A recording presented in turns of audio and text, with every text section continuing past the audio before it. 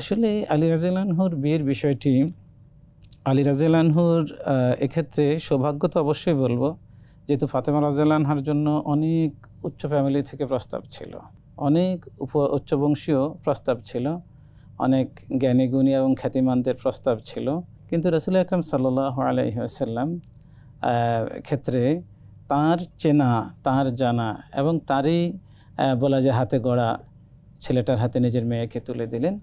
আমাদের সমাজে অবশ্য এটা অনেকটা শ্রুতিকটু বা দৃষ্টিকটু বলা যায়, চাচাতো ভাইয়ের সাথে বিয়ে দেওয়া, কিন্তু আরব দেশে এটি কোনো অপরাধ বা এটি কোনো বাস বিচারযোগ্য বিষয় ছিল না। এটা নিয়ে সে সমাজে কোনো ঝামেলা ছিল না।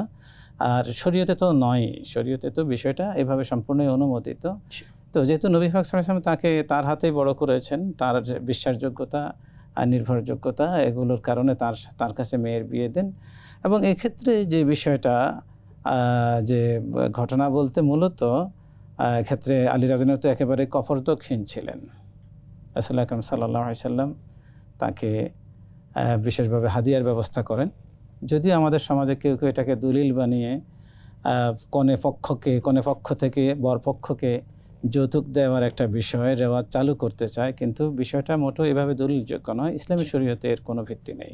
তো এরপরে যখন রাসূল আকরাম সাল্লাল্লাহু আলাইহি ওয়াসাল্লাম এবং তাদের মাঝে বিবাহ হয়ে গেল, তার কিছুদিন পরেই বদর যুদ্ধের দামামা বেজে উঠল। আলী রাদিয়াল্লাহু আনহু বদর যুদ্ধে অংশ নিলেন, অত্যন্ত বীরত্বপূর্ণ ভূমিকা রাখলেন। রাসূল আকরাম সাল্লাল্লাহু আলাইহি ওয়াসাল্লাম তাকে জুলফিকার তরবারিটি উপহার দিলেন।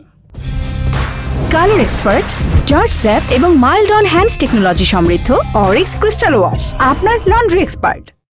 ইসলামের প্রতিটি যুদ্ধে আলী রাদিয়াল্লাহু আনহু অংশ নিয়েছেন, শুধু তাবুক যুদ্ধ ব্যতীত। তাবুকের অভিযানে তিনি অংশ নিতে পারেননি, কারণ রাসূল আকরাম সাল্লাল্লাহু আলাইহি ওয়াসাল্লাম তাবুক অভিযানে আলী রাদিয়াল্লাহু আনহুকে মদিনায় নবীজির স্থলাভিষিক্ত করে গেছেন। সুবহানাল্লাহ।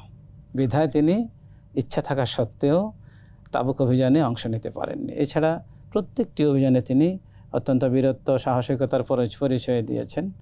বিশেষ করে যখন হুদায়বিয়ার সন্ধি চুক্তিটি লেখার দায়িত্ব পড়ে আলী রাদিয়াল্লাহু আনহু। আলী রাদিয়াল্লাহু আনহু সেখান থেকে যখন কুরাইশ পক্ষ আপত্তি তুলল যে মুহাম্মাদুর রাসূলুল্লাহ, আলী আপনি যা লিখেছেন আমরা তো ওনাকে আল্লাহর রাসূল মানি না, এটা কেটে দিতে হবে, আলী রাদিয়াল্লাহু আনহু সেটা অস্বীকার করলেন।